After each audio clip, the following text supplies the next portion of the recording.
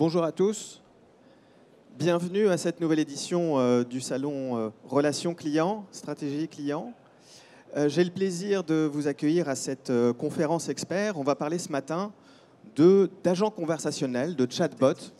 Et je vais tout de suite laisser la parole à Viavou, avec Thierry Desforges et Sébastien Louvet, représenté par Sébastien Desforges et Thierry Desforges, et Frédéric Godefroy de Sereneo. Voilà, c'est à vous. Bonjour à tous, donc Thierry Desforges, je suis CEO de Viavou. En quelques mots, Viavou, on est historiquement éditeur SaaS d'une plateforme de text analytics pour analyser la voix du client en multicanal, tout type de contenu du digital, à la fois vos canaux de relations clients et également tout ce qui se passe sur le web social, à des fins de fournir des insights clients assez précis en temps réel. Et puis, histoire faisant, on en est venu à travers l'analyse des conversations qu'on a historiquement sur un grand nombre de situations. On a analysé plus de 100 millions de conversations en quelques années. Bon, on en est venu à développer finalement une compréhension extrêmement fine des intentions clients qu'on met aujourd'hui à profit dans une plateforme de chatbot de nouvelle génération, dans le sens où elle associe différentes briques technologiques pour créer une plateforme hybride qui vise à résoudre un certain nombre de problèmes qu'on trouve sur les chatbots. Alors, revenons un peu au défi qui nous attend quand on se lance sur un projet de chatbot.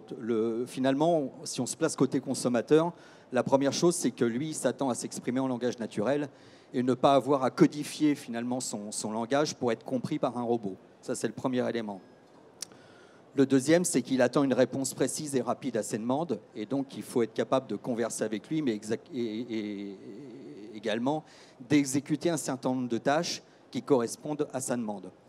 Si on prend ces deux paradigmes, on a déjà posé les deux principaux enjeux. À savoir que s'il s'attend à ne pas avoir à s'exprimer comme un robot, ça veut dire qu'il faut comprendre finalement ce qu'il se dit comme un humain et du premier coup. Et si on doit traiter ces demandes rapidement et de manière efficace, il faut, ce que je disais, exécuter un certain nombre de tâches au fur et à mesure de l'enchaînement du dialogue. Alors, comprendre les intentions exprimées, on se heurte très vite à la complexité du langage humain. Les humains, en gros, ils écrivent depuis 6000 ans, selon des conventions syntaxiques qui visent à porter du sens. Et la langue a pour particularité d'être fortement polysémique sur les mots, c'est-à-dire qu'il y a une logique d'économie de mots, et chaque mot a plusieurs sens possibles en fonction du contexte de la phrase. Et les phrases ont une très grande variété syntaxique, c'est-à-dire que pour exprimer quelque chose, je peux faire des phrases courtes, des phrases plus ou moins longues, plus ou moins complexes. Et la plupart des chatbots aujourd'hui, il y a une grande vogue autour de ce qu'on appelle le machine learning, qui est donc des technologies qui sont censées être auto-apprenantes. Le problème, si vous avez engagé un projet de chatbot via ce genre de technologie ou si vous vous apprêtez à le faire, c'est que le problème, c'est l'apprentissage de ces plateformes-là. C'est-à-dire qu'il faut annoter énormément de contenu et procéder souvent à beaucoup de corrections pour que progressivement, le moteur soit d'un niveau satisfaisant. Et pour annoter beaucoup de contenu, il faut avoir beaucoup de contenu qualifié de disponible. Je vais prendre un exemple. Si vous voulez traiter toutes les demandes de remboursement en SAV, vous allez devoir fournir à la machine toutes les formes, le plus grand nombre de formes possibles d'expression que vont utiliser les consommateurs pour exprimer une demande de remboursement. Et donc, finalement, on se retrouve à avoir un travail humain extrêmement lourd à réaliser pour permettre à la machine de devenir intelligente. Si on prend, par exemple, cette phrase-là, je ne sais pas si elle est assez lisible, vous voyez que là, on a une situation où la personne est clairement sans nouvelles d'une commande qui devait être livrée hier et qui demande finalement à quel moment, où en est sa commande. Le machine learning, basiquement, il travaille beaucoup sur une logique de mots, d'accord, de repérage de mots. Le problème, c'est que vous voyez qu'ici, je pourrais prendre le mot « nouvelle » et « commande » et me dire est-ce que finalement le client ne m'interroge pas sur une nouvelle commande, et j'ai les mots « délai » et « livraison », est-ce qu'il ne m'interroge pas sur un délai de livraison? En réalité, il pose bien un élément de contexte qui est le non-respect d'un délai de livraison, le fait qu'il n'a pas reçu sa commande, et il pose bien une question derrière pour savoir où en est sa commande. C'est exactement ce que va faire notre technologie linguistique, c'est-à-dire qu'elle ne travaille plus sur une logique de mots, mais sur une logique de phrase, d'accord, en intégrant toutes les dimensions de la linguistique, la sémantique, le sens des mots, la syntaxe, évidemment, hein, à travers la grammaire, tout ce qui est lié à la morphologie et tout ce qui est lié à la pragmatique, c'est-à-dire l'introduction de règles de causalité dans le texte. Et à travers ça, on est capable, comme vous le voyez sur la partie gauche, de catégoriser en fait chacune des séquences pour arriver à une compréhension contextuelle à la fois de la situation exprimée par le consommateur, mais également du questionnement de ses intentions. J'évoquais tout à l'heure la très grande variété syntaxique. Vous voyez que là, j'ai repris en haut la phrase précédente, et puis en bas, vous avez exactement la même situation. C'est-à-dire qu'on a vraiment deux consommateurs qui expriment la même chose et qui ont la même intention, qui s'adressent à vous de la même, pour les mêmes motifs. Mais vous voyez que dans le premier cas, il s'est exprimé en 30 mots et dans le deuxième en 15 mots. Voilà, c'est toute cette variété qu'il faudrait, en théorie, injecter dans du machine learning pour qu'il arrive à considérer que les deux phrases correspondent bien au même sujet. S'il se base que sur les mots, vous voyez qu'en réalité, il y a un axis en commun entre les deux phrases et qu'aucun n'est suffisant pour qualifier réellement sa demande. À travers cet exemple-là, on est sur vraiment l'illustration de toute la complexité du langage humain et qu'on ne peut pas résoudre simplement à des calculs statistiques sur la présence de mots dans le texte. Et d'ailleurs, si c'était aussi simple, on ne passerait pas autant d'années à l'école à apprendre la grammaire, la syntaxe, et on s'exprimerait, comme je le fais là, non pas par phrase, mais par mots-clés. Voyez. Alors, quelle est l'incidence du machine learning sur les projets de chatbot ? C'est la fameuse courbe d'apprentissage. Voilà. C'est-à-dire que pour arriver à traiter des use cases métiers fonctionnels avec un niveau de satisfaction client suffisant dans votre projet de chatbot, vous allez avoir une courbe d'apprentissage qui va être plus ou moins longue en fonction du nombre de contenus disponibles, qualifiés, que vous allez pouvoir injecter dans la machine à un moment donné et répéter cette opération pour chacun des use cases. Ça prend un temps extrêmement important. C'est souvent la face cachée du projet. C'est-à-dire qu'évidemment, quand on arrive avec des technos de machine learning, on ne vous annonce pas immédiatement qu'il va y avoir ce problème-là. Mais il y a beaucoup d'entreprises qui sont engagées dans des projets et qui sont plus ou moins embourbées dans cette courbe d'apprentissage qui finit par coûter extrêmement cher.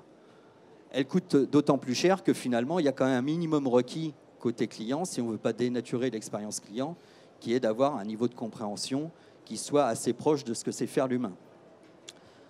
Alors, ça ne veut pas dire qu'on jette à la poubelle le machine learning, mais en fait, on va l'utiliser différemment, dans une approche hybride. C'est-à-dire qu'en effet, il arrive un moment où la courbe devient asymptotique, et c'est là où le machine learning va être intéressant. C'est-à-dire qu'on va tomber sur des structures de phrases plus atypiques, plus rares, potentiellement un peu plus complexes, mais qu'on peut finalement trouver assez proches de ce qu'on a déjà prémodélisé. Et donc le machine learning, chez nous, il prend le relais pour venir combler progressivement le silence qu'on peut avoir sur la compréhension des intentions clients. Alors, qu'est-ce qu'on propose avec Illibot ? Finalement, on propose un chatbot livré sans apprentissage préalable. Voilà. C'est ça l'élément principal disruptif sur cette partie compréhension des intentions clients. C'est-à-dire qu'il y a non seulement cette dimension linguistique qui associe vraiment 4 paradigmes très importants dans l'analyse des phrases, mais il y a également le fait qu'on fournit finalement des smart cases qui sont directement prêtes à l'emploi.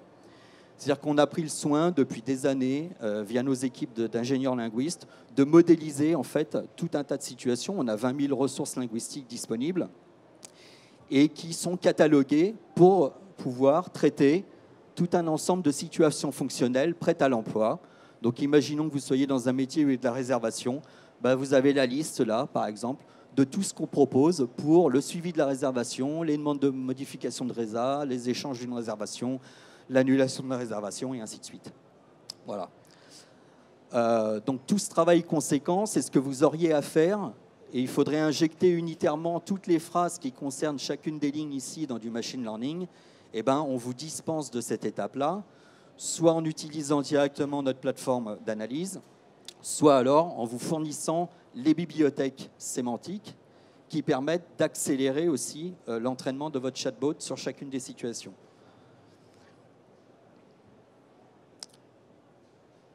Alors, quel est le bénéfice pour votre projet? Ben, rapidité de mise en œuvre et on vient finalement combler, hein, c'est la partie rouge, cette fameuse courbe d'apprentissage en vous fournissant par use case directement le niveau requis pour arriver à une compréhension de l'intention client sur une fonctionnalité métier avec une fiabilité supérieure à 90%. C'est très difficile d'atteindre 100% de compréhension, mais quand on est à plus de 90%, ben on a un niveau de confiance extrêmement élevé dans la capacité à servir l'expérience client de manière automatisée sans décevoir finalement les consommateurs. Et comme c'est prêt à l'emploi, bah, c'est opérationnel dès le premier message. Voilà. C'est-à-dire que si on dit demain, on déroule, je ne sais pas, tout ce qui est lié à la modification de réservation, si vous êtes dans ce milieu-là, eh ben, c'est un use case qui est mis en place. Et dès les premiers messages qui vont être exprimés par les clients, on va avoir tout de suite un cas opérationnel. Alors, il y avait deux volets tout à l'heure quand j'exprimais les deux enjeux face aux consommateurs. Donc là, j'ai évoqué la partie NLP, hein, donc traitement du langage. Mais évidemment, quand le client il fait une demande de modification de réservation, ce qu'il attend, c'est pas qu'on lui fasse une réponse type ou qu'on le renvoie sur une FAQ, c'est qu'on modifie réellement sa réservation, quoi. Et donc là, on touche à un autre volet important dans l'automatisation du service client, bah, c'est la capacité à automatiquement aller modifier sa réservation. Et pour ça, eh bien, il y a besoin d'une autre technologie qui est un moteur de process, de parcours client. Et c'est pour ça qu'on a associé notre démarche à Sereneo. Donc on est sur une plateforme hybride qui associe finalement deux composants technologiques qui jusqu'à présent travaillaient de manière disjointe. Je vais passer la main à Sébastien qui va rentrer plus dans le détail de ce couplage technologique et puis à la fin de vous montrer la scénarisation d'une conversation mêlant compréhension de l'intention et exécution de tâches. Merci.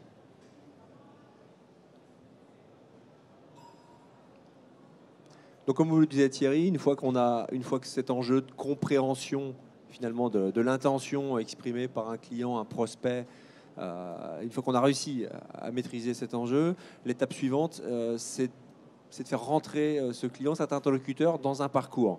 Si on veut, dans un parcours conversationnel. C'est-à-dire qu'à partir du moment où on est, comme avec une relation avec un conseiller, parce qu'on est dans un modèle conversationnel, on progresse jusqu'à la résolution du problème, hein, jusqu'à la réponse à la question, dans un contexte et dans un parcours. Et le fait d'être dans ce contexte et dans ce parcours permet d'avoir de contextualiser les échanges, hein, l'interaction qu'il peut y avoir entre le bot et l'internaute qui pose sa question. D'où l'intérêt effectivement de travailler avec des solutions qui vont automatiser la relation client dans un modèle de parcours client. Donc, on va illustrer, hein. Je vous propose d'illustrer ces propos sur un exemple concret, mais juste avant, peut-être, repartager avec vous deux, trois éléments, les cas d'usage, hein, finalement, les plus courants. Aujourd'hui, dans l'expérience que vous avez sur le chatbot, que vous avez peut-être sur le chatbot, dans les questions que vous vous posez sur ce sujet, vous souhaitez, vous faites certainement le constat, comme beaucoup, que finalement, une des difficultés pour vos clients, pour vos prospects, c'est d'accéder à l'information. Vous avez peut-être essayé de mettre en place des forums, des FAQ. Vos sites internet sont souvent assez complexes, en tout cas sont riches, de nombreuses pages, parfois même plusieurs sites. Finalement, l'internaute a des difficultés pour trouver l'information. Et l'internaute aussi a besoin, je dirais dans d'autres cas, d'être accompagné rapidement vers la réponse. Voilà. Dans ce contexte-là, on peut... Dans ce contexte-là, la logique de parcours client va être essentielle. Donc la première étape, je dirais, une fois que l'intention exprimée par le client est comprise, la première étape va être d'engager ce client dans un parcours. La deuxième étape, une fois que ce parcours est engagé, va être d'exécuter des actions, d'aller chercher de l'information dans différents systèmes pour pouvoir lui apporter de l'information précise et contextuelle. Et enfin, pour lui apporter une réponse, mais aussi pour engager les actions requises. Ensuite, à une interaction avec un conseiller, un client s'attend à ce que les actions soient mises en œuvre. S'il faut encore passer par un conseiller pour lancer les actions, une partie du gain attendu est perdue.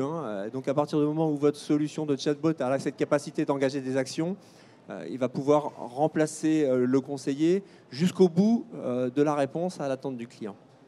Alors pour ça... Oui, bonjour à tous, Frédéric Godefroy, Sereneo. Oui, je vais juste revenir 2 secondes sur le précédent. Je viens vous apporter quelques éléments aussi sur la partie ce que c'est qu'une conversation. Parce que ce qui vient d'être dit, qui est extrêmement intéressant, c'est qu'il faut comprendre, évidemment, quand on est conseiller de clientèle, quand on est dans un magasin ou quand on est derrière une console de chat, on comprend des choses. C'est ce qu'on essaye de mimer avec cette technologie NLP hybride. Et ça ne suffit pas, parce qu'évidemment, si vos conseillers se contentaient de comprendre, eh bien, ils ne finiraient pas leur dossier.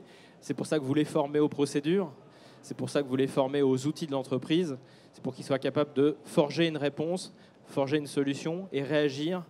Donc une conversation, c'est comprendre et réagir. Et les bots, aujourd'hui, ils ne font pas ça, en fait. Ils font juste comprendre. Et ensuite, réagir, ça ne vient pas du bot.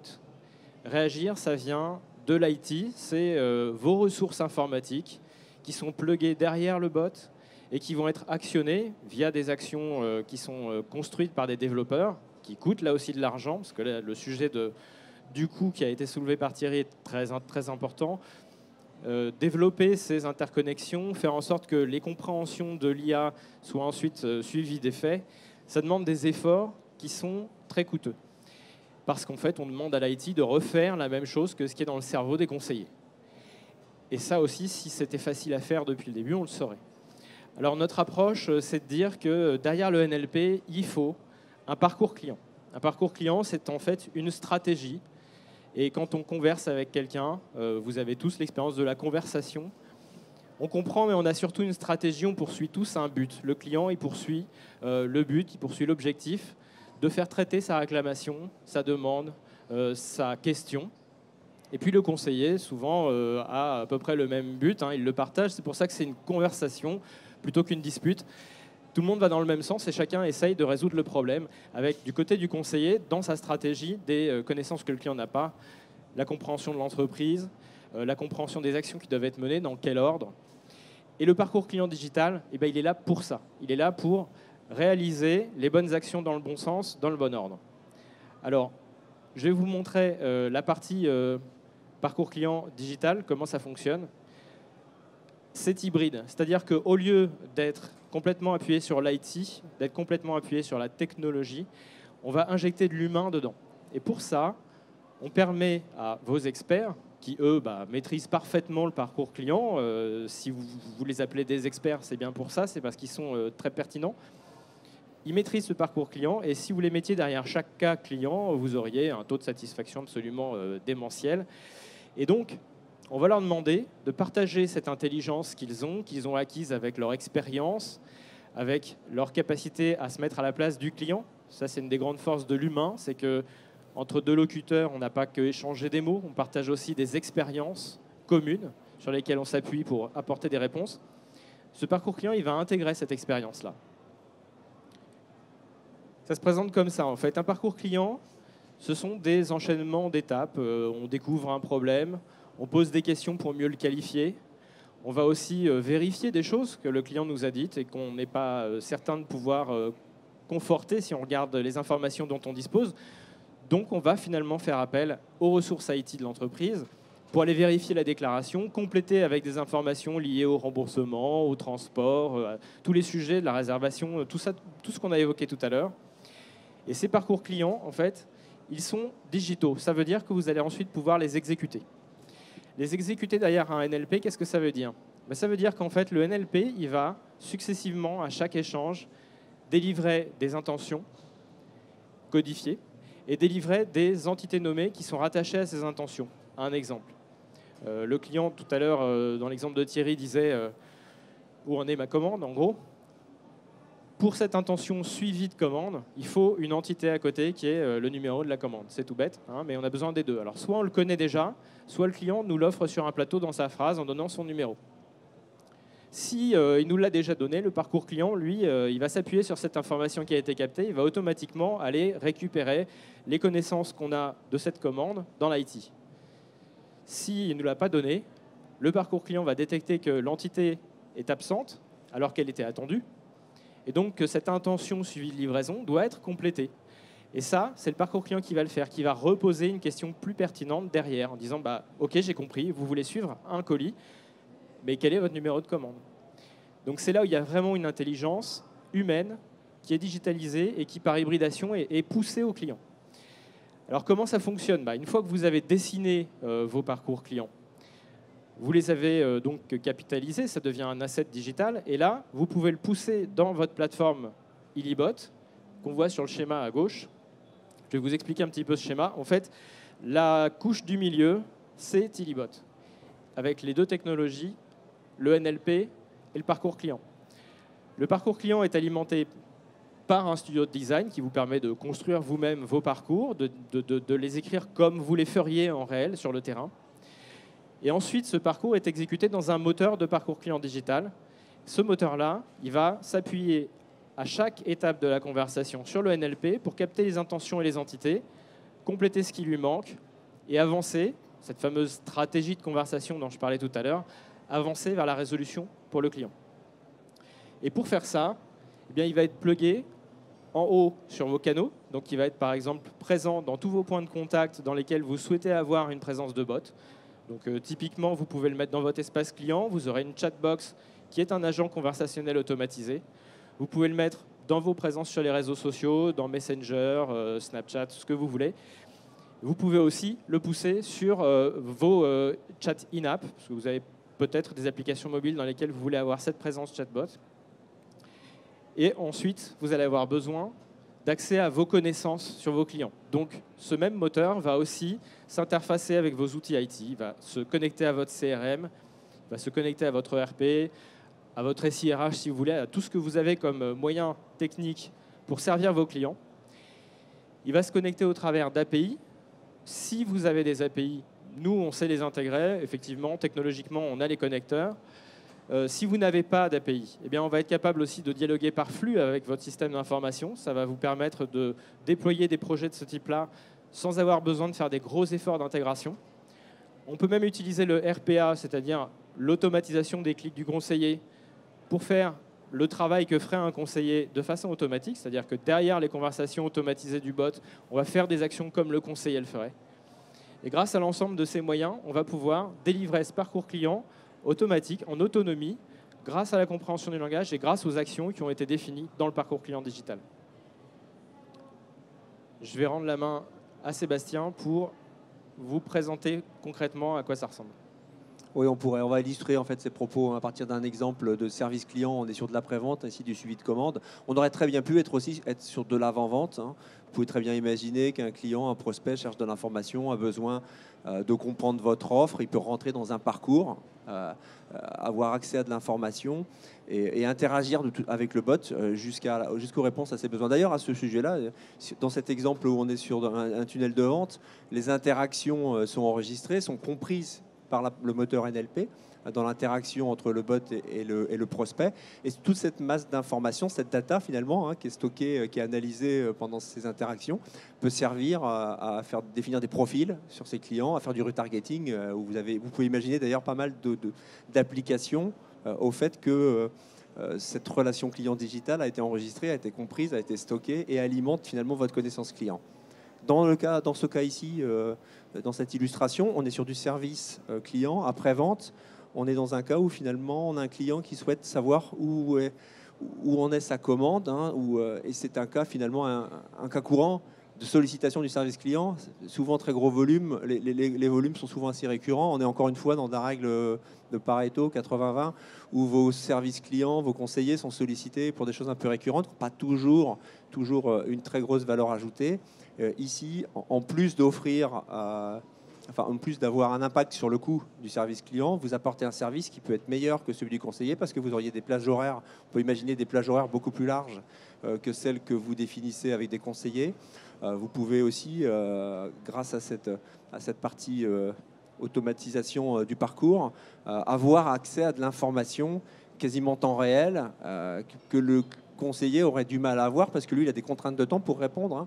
S'il doit faire un alt-tab, basculer sur une autre application, aller chercher de l'information sur l'application d'un livreur, sur une application tiers, etc., ça consomme, c'est du temps pour lui. Il n'a pas toujours cette possibilité d'aller faire toutes ses recherches. S'il doit traiter a posteriori la demande pour aller chercher de l'info et renvoyer un message au client, ça aussi, ça consomme du temps. Ici, on est sur une solution où on a engagé le client ou le prospect dans un parcours, le système va aller chercher l'info dont il a besoin et y répondre quasi temps réel. Vous voyez, donc on a ce service supplémentaire, cette valeur ajoutée qui est apportée par le bot. Ouais, justement, là, le sujet est intéressant, cette notion d'efficacité du conseiller.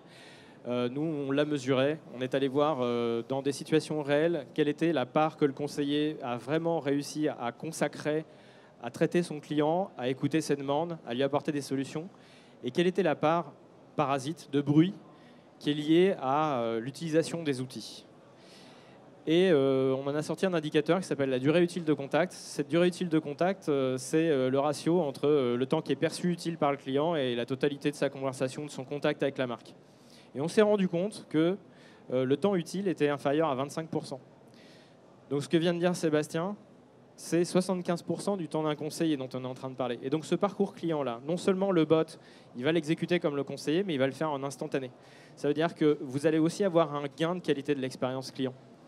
Vous allez avoir la disparition de ces temps qui sont jugés inutiles, le alt-tab, la recherche dans un outil, le copier-coller dans un autre, la recherche de la bonne procédure aussi, ce n'est pas toujours facile pour un conseiller, et également tous les temps liés au transfert de dossiers, à l'escalade. Tout ça, ça va disparaître parce que le bot sait tout faire de A à Z et résout votre problème avec ses moyens techniques. Alors notre solution, c'est un middleware. Donc ici, vous avez une interface utilisateur, enfin bot propriétaire proposé ici. Mais ça pourrait très bien être votre Facebook Messenger ou n'importe quel autre outil de relation client que vous utilisez aujourd'hui. L'idée, c'est surtout de ne pas avoir à rajouter obligatoirement une couche ou quelque chose à part, mais être dans la relation client. Donc ici, on a... Pour éviter le risque de connexion, on a enregistré la démo. Donc on est dans un cas où voilà, on a le client qui demande je souhaite savoir où est ma commande numéro Il saisit son numéro de commande. Donc là, il est identifié. En tout cas, on sait de quelle commande il s'agit. Le système identifie que cette commande a déjà été livrée au mois de décembre. Donc interroge le client. Est-ce que vous avez fait une erreur? Est-ce que c'est bien celle-ci qui vous intéresse? Le client corrige. Et donc là, en fait, qu'est-ce qui se passe? On a ce moteur NLP qui à la fois identifie l'intention, suivi de commande, il identifie des entités nommées qui vont permettre d'identifier le client ou de quelle commande il s'agit. Et cet ensemble d'informations, elle est transmise au moteur d'exécution du parcours. Donc là, on a engagé le client dans un parcours de suivi de commande. On a identifié de quelle commande il s'agissait.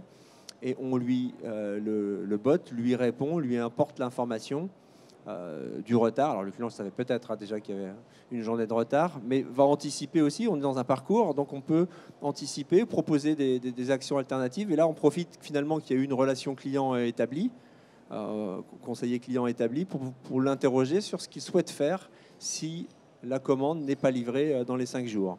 Ouais, tout ça, vous pouvez l'imaginer. Vous êtes dans le studio de design dont parlait Frédéric. Vous avez modélisé, conçu votre parcours. Et là, il s'exécute en automatique. Alors, le client demande un remboursement. Une fois de plus, l'entité remboursement identifiée. Alors, on aurait très bien pu aussi imaginer ici une liste de choix, tout simplement, plutôt que de me laisser le client saisir. Maintenant, l'avantage aussi... On peut faire les deux, ça peut très bien être mixé. L'avantage de laisser une saisie possible, c'est que ça peut ouvrir aussi à des demandes qui n'ont pas été... où ça sort un tout petit peu du cadre. Vous voyez. Alors dans mon exemple ici, je souhaite un remboursement, on nous demande confirmation. Moi, je suis client, je change d'avis finalement, je préférais être réexpédié. Mais comme je pars en vacances, je vais demander à être réexpédié à une nouvelle adresse. Donc, réexpédié à une nouvelle adresse. Voilà, donc là, le bot lui répond c'est possible. Il a identifié qu'il y avait deux intentions. On est bien toujours sur le... On a changé d'avis, donc on est parti sur une idée de réexpédition, mais à une nouvelle adresse. Donc changement d'adresse, c'est une deuxième intention. On va identifier quelles sont les entités qui sont associées à ce changement d'adresse. Là, en fait, le système attend en réponse une adresse qu'il ne voit pas, donc il va poser la question. Quelle serait votre adresse? On la saisit. À l'intérieur de cette réponse, évidemment, le moteur NLP est capable d'isoler l'adresse et de venir l'associer à cette intention de changement de lieu de livraison.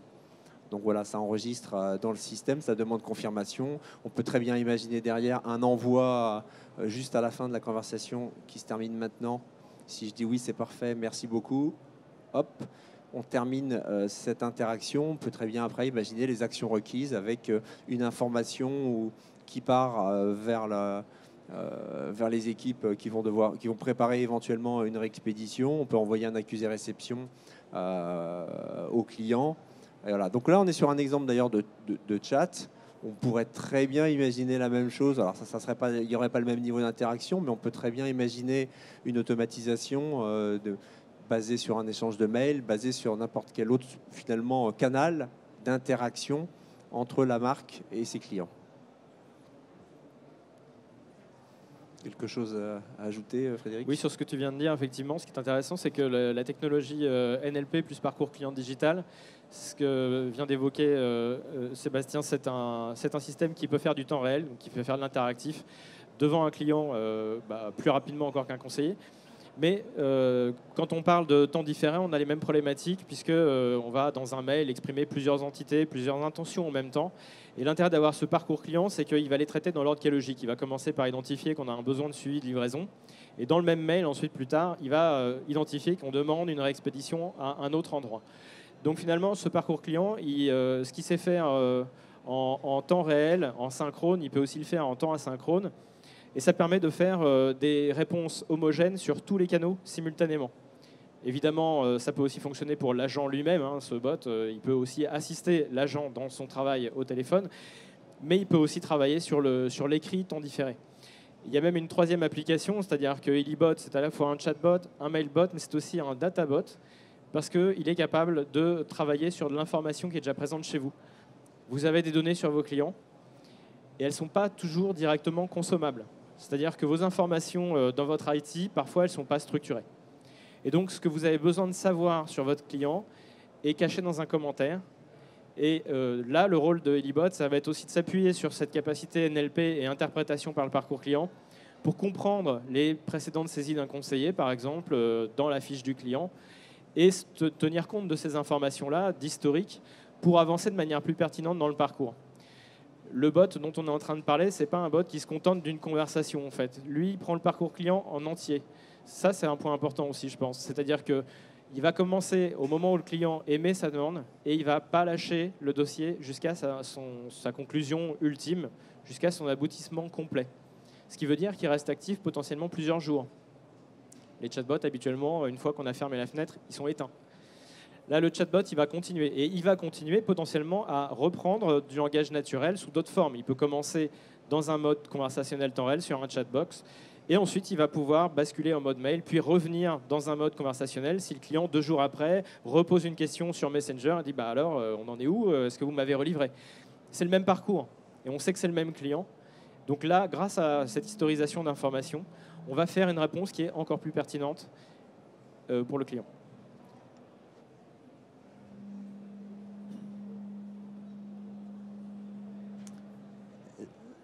Merci pour cet exposé. Si vous avez des questions, c'est avec plaisir qu'on pourra peut-être y répondre.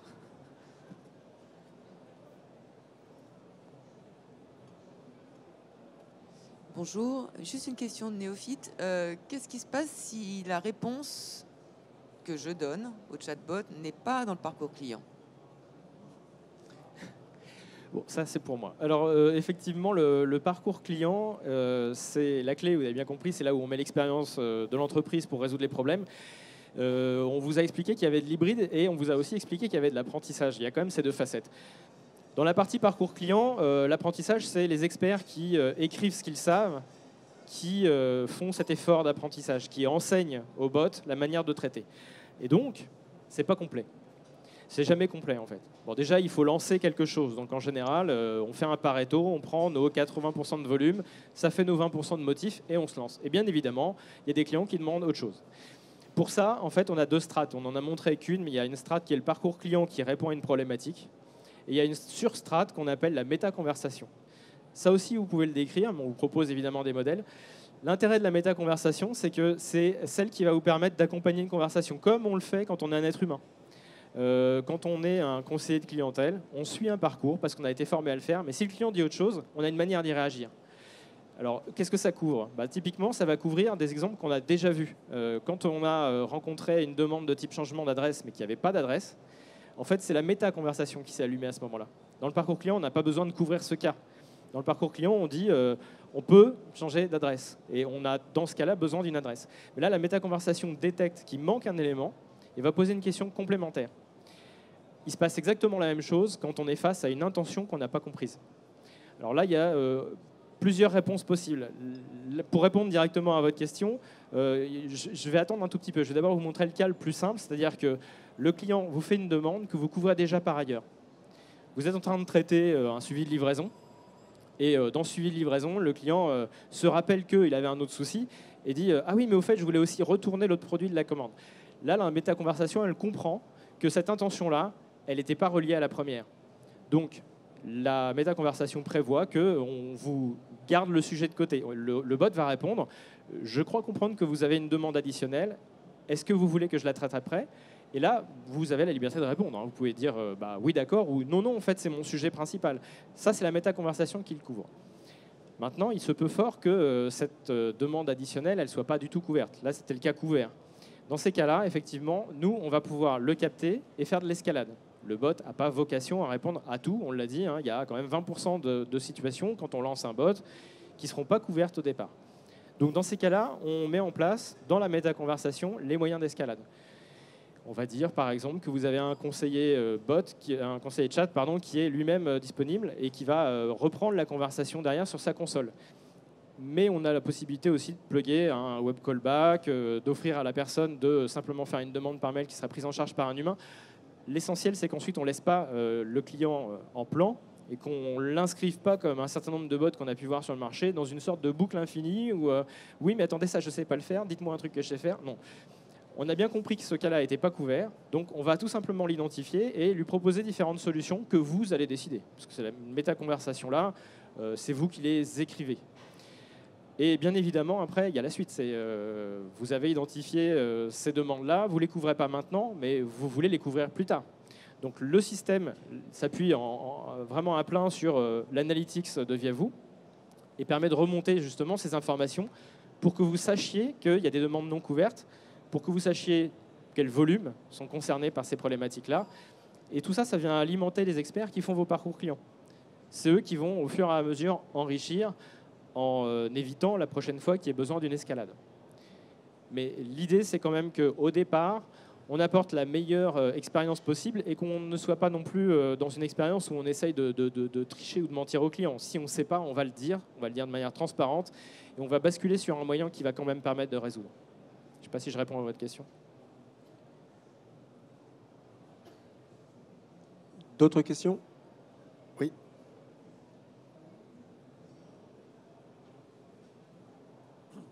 Bonjour, je voudrais savoir si, en fait, donc là, ce que j'entends, c'est que la plateforme, elle est mise à disposition du client.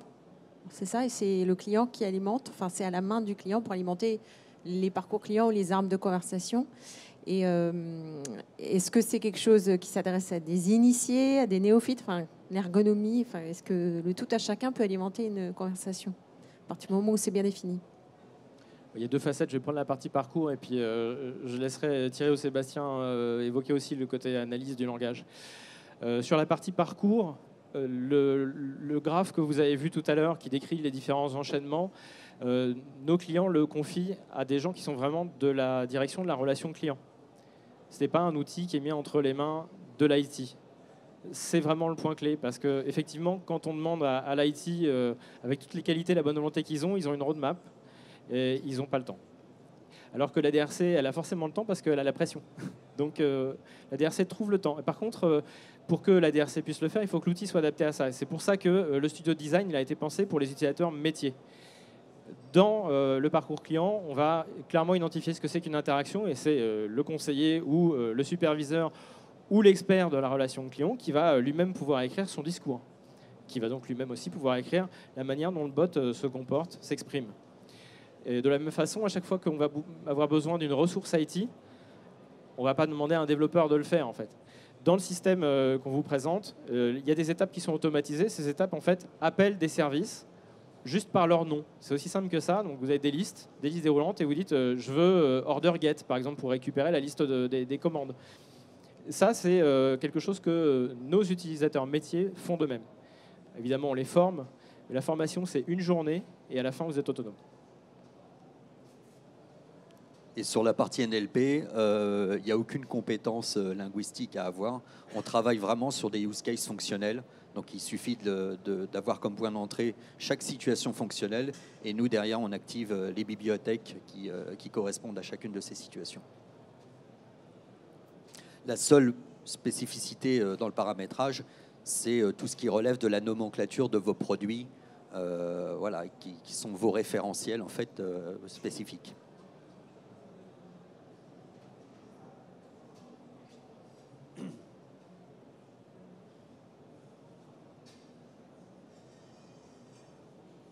Oui, bonjour. Spécifiquement sur le design des parcours, je voulais savoir si, quand vous confiez ce design des parcours à la DRC, comme vous le dites, est-ce qu'ils partent des parcours full digital navigationnel qu'on connaît sur un site web classique, ou est-ce qu'ils réinventent un petit peu la roue, ou est-ce qu'ils mixent les deux? Comment ils se débrouillent, enfin, par rapport à votre expérience? C'est vrai que la matière première initiale vient très rarement du parcours dans le site web, parce que c'est partiel. Ça inspire, mais en général, ce qui sert d'inspiration vraiment principale pour les personnes qui font ce qu'on appelle les experts, qui font les parcours clients, en fait, c'est leur pratique. C'est-à-dire que le conseil de clientèle dans le centre de contact ou le vendeur dans le magasin, il ne s'inspire pas du site web non plus pour apporter une réponse. Souvent, ils ont des books de formation dans lesquels ils ont écrit la bonne manière de traiter une demande client. Et fréquemment, dans ces documents, on a une mine d'or à exploiter, à digitaliser dans l'outil qu'on vous a présenté pour représenter justement les bons enchaînements. Cela dit, effectivement, après, il y a une amélioration continue. C'est-à-dire qu'on n'est pas parti du digital au départ. Il n'était pas là, justement, on l'apporte. Donc, partir de ces books de formation, ça nous amène à une première version qui est un premier parcours client dans lequel on a un taux de satisfaction. Nous, en général, il est considéré comme bon, mais on sait qu'il va être aussi progressif. C'est-à-dire que, à la fois dans l'analyse des données qu'on va faire grâce à l'identification de cas qu'on n'a pas couverts, mais également au travers d'un système de contribution, on va pouvoir indiquer à nos experts où on doit faire mieux. Donc, on s'inscrit dans une boucle d'amélioration continue. C'est l'intérêt d'avoir un outil qui est entre les mains de l'expert. C'est que lui, il n'est pas contraint par le temps à se dire la prochaine release, c'est dans 6 mois. La prochaine release, pour lui, c'est dans 15 minutes. Donc, il va dans son outil, il modifie son parcours et c'est déjà fini. Donc, ça veut dire que quand on a une problématique d'efficacité sur son parcours client, ce qui arrive tout le temps, hein, on va pouvoir la corriger aussi très vite. Et c'est pour ça que c'est assez vertueux, parce que l'usage sur le terrain va faire remonter immédiatement par les stats les problématiques qu'il faut corriger et on va pouvoir les adresser dans l'instant. Ça répond à votre question?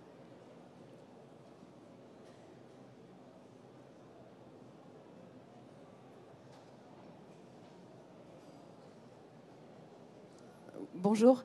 Ma question porte sur la connexion à l'IT. Parce que vous avez l'air de dire que c'est assez simple. En fait, chez Orange, c'est bien notre problématique, surtout à l'ère de la GDPR, la gestion des données personnelles. Donc, comment est-ce que vous participez à résoudre cette problématique-là? Parce qu'en effet, on a plein d'informations, mais la connexion via des API pose problème, donc on n'arrive pas à dérouler l'histoire que vous racontez. La deuxième question, c'est que le client, il n'arrive jamais dans nos parcours par là où on l'attend, d'autant plus quand il s'exprime comme il veut. Donc, comment est-ce que vous gérez justement le fait que, quand il s'exprime, il apporte un certain nombre d'éléments un peu n'importe comment par rapport aux éléments demandés dans le parcours, et comment vous savez que ça, il y a déjà répondu, et là-dessus, il faut que vous lui posiez une question. C'est clair. Je vais répondre à la dernière d'abord. En fait, quand vous avez identifié un besoin dans le parcours client, vous l'avez modélisé, en fait, c'est votre première étape. Vous commencez par le décrire, vous dites qu'à tel moment, vous allez avoir besoin de répondre à une demande de changement d'adresse, comme dans notre exemple. Et donc, c'est là où vous allez l'exprimer de manière très explicite. Quand vous êtes dans votre schéma, sur vos boîtes et vos flèches, vous allez décrire le tag, l'étiquetage qui correspond à ce que le NLP va nous envoyer. Donc, c'est comme ça que vous faites le lien entre le discours humain et le parcours client. Mais puisque vous l'avez décrit à cet endroit-là, notre métaconversation, elle est capable aussi d'analyser son propre parcours et de se rendre compte qu'il lui manque des choses. C'est comme ça, en fait, qu'il travaille. C'est-à-dire qu'en fait, sa référence à notre métaconversation, c'est le parcours client. Donc, il s'attend à trouver telle ou telle chose, et s'il ne la trouve pas, il sait qu'il est dans un cas d'exception, et la métaconversation couvre ce cas. Pour la première question, comment on fait pour s'intégrer ? C'est une question qu'on rencontre partout, et le dernier qui nous l'a posé, c'était Carrefour, il a les mêmes problèmes que vous. Et je pense que ça n'est pas facile au quotidien de faire ce que vous faites, c'est-à-dire de se connecter à vos ressources IT et de faire en sorte que le client en bénéficie. Ils avaient la même inquiétude, qui s'est vite résolue en fait, parce qu'ils ne pensaient pas qu'on allait être capable, dans le temps imparti, de se connecter à leur SSO, de se connecter à leurs outils de back. Le fait est qu'aujourd'hui, quand on arrive dans un environnement IT, il y a ou il n'y a pas des API. Quand il y en a, ce qu'on demande, c'est effectivement un accès réseau. Donc ça peut être un problème. Nous, on est en SaaS, basiquement. Donc ça induit les sujets que vous avez évoqués, notamment GDPR. Donc la façon dont on adresse ça, c'est que le client peut faire des choix limitatifs. Typiquement, il peut nous dire, vous allez avoir accès à un sous-ensemble d'API et on va rester dans une approche anonymisée. C'est-à-dire que nous, en fait, on n'aura que des ID. Et on n'aura pas de connaissance nominative du client. Ça, c'est en général des travaux qui sont déjà en cours chez vous parce que votre échange avec le monde extérieur ne se limite pas à vos problématiques de bot. Donc aujourd'hui, vous faites déjà des travaux sur vos API pour éliminer ces problématiques, pseudonymiser ou anonymiser les informations. Donc on s'appuie sur cette première approche.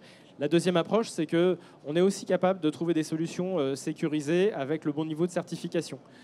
Typiquement, dans la finance, par exemple, on est hébergé dans un environnement PCI DSS qui permet d'avoir le bon niveau de garantie pour que finalement la responsabilité de notre client soit aussi couverte dans notre partie. Mais c'est vrai que ça demande des aménagements. Il reste une dernière possibilité qui a été évoquée tout à l'heure, c'est de faire du RPA, c'est-à-dire qu'en fait, vous allez offrir à cette plateforme les mêmes droits qu'à vos conseillers. Les droits, vous les avez ouverts à vos conseillers dans certaines conditions. On va remplir les mêmes conditions que vos conseillers. Et ensuite, on va pouvoir faire les mêmes actions en utilisant un profil non privilégié qui rentre que dans les cases que vous avez définies. Je ne sais pas si ça répond à votre... Oui, c'est bon. Une dernière question peut-être ?